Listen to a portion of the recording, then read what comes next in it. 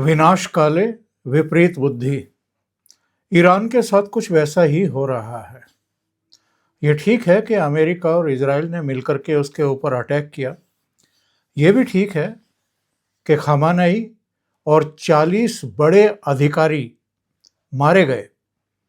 लेकिन ईरान जिस तरह की हरकतें कर रहा है, जिस तरह बिना सोचे समझे, बौखलाहट में कह लीजिए, घबराहट में कह लीजिए या जो भी समझिए, जिस तरह से आस पड़ोस के देशों पर अटैक करना शुरू किया, दुबई पर अटैक किया, साइप्रस की तरफ उसकी 2 मिसाइलें जाती हुई दिखाई दी।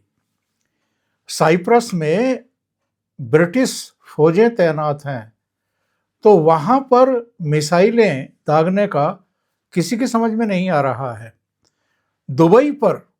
दुबई एक शांत प्रिय जगह है और दुबई ने कभी किसी के ऊपर उस तरह का अटैक भी नहीं किया है। किसी तरह की कंट्रोवर्सी में भी एज सच ये शांत शहर नहीं रहता है, लेकिन वहाँ पर भी अटैक। तो इन सब चीज़ों से अब या तो एहतियातन समझ लीजिए या घबराकर समझ लीजिए, जो पूर्व रुख था जर्मनी का, फ्रांस का, ब्रिटेन का, यहाँ तक के ब्रिटेन ने हिंद महासागर में उसका जो एक स्ट्रेटेजिक पॉइंट है, जगह है, वहाँ से अमेरिका को ईरान पर हमले करने की परमिशन भी नहीं दी थी।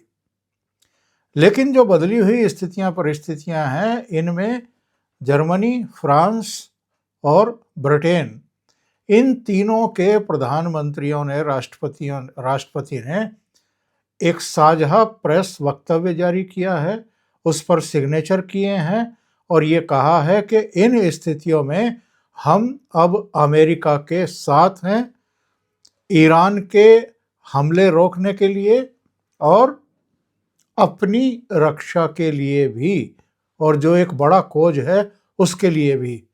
तो ईरान लगातार अपनी गलतियों की वजह से, अपनी जिद की वजह से वो निशाने पर अब आ गया है।